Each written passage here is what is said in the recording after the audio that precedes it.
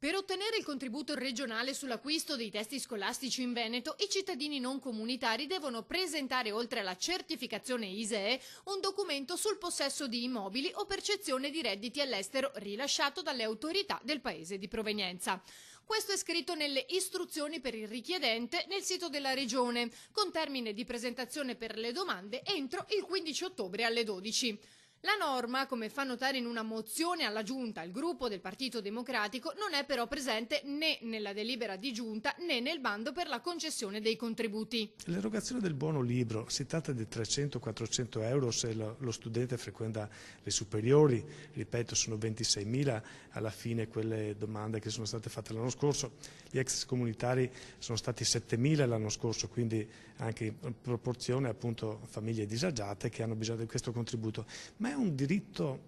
all'istruzione che può essere compromesso da questo regolamento che non viene neppure citato nella delibera amministrativa che la Giunta approva, ma viene successivamente inserito nel momento in cui fai la domanda, devi compilare il modulo. Noi chiediamo di fare chiarezza, che non saltino contributi perché non è possibile farsi dare dal consolato o dall'ambasciatore la documentazione che uno non ha beni nel proprio paese d'origine, oppure che ci sia ritardo, oppure che magari uno ha un bene nella propria terra d'origine, ma questo supera l'ISEE, e se si supera l'ISEE vuol dire che non hai più diritto al contributo, cioè i comuni sono in totale confusione, quindi noi chiediamo di fare chiarezza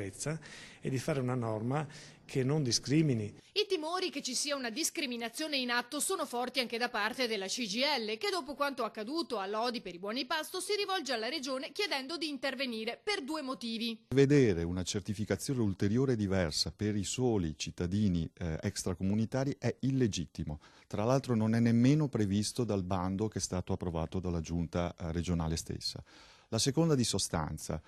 Non vorremmo che attraverso questa iniziativa si volesse in qualche modo alimentare l'intenzione di discriminare una quota di alunni sulla base della loro cittadinanza e della loro provenienza, perché questo sarebbe davvero intollerabile, come sta succedendo ad esempio a Lodi.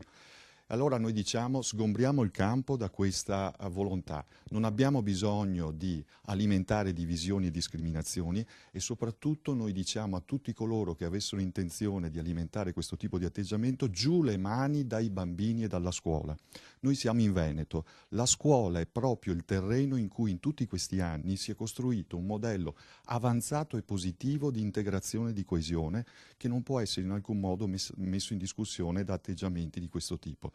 che sono sempre inaccettabili, ma lo sono ancor di più quando sono rivolti verso dei bambini.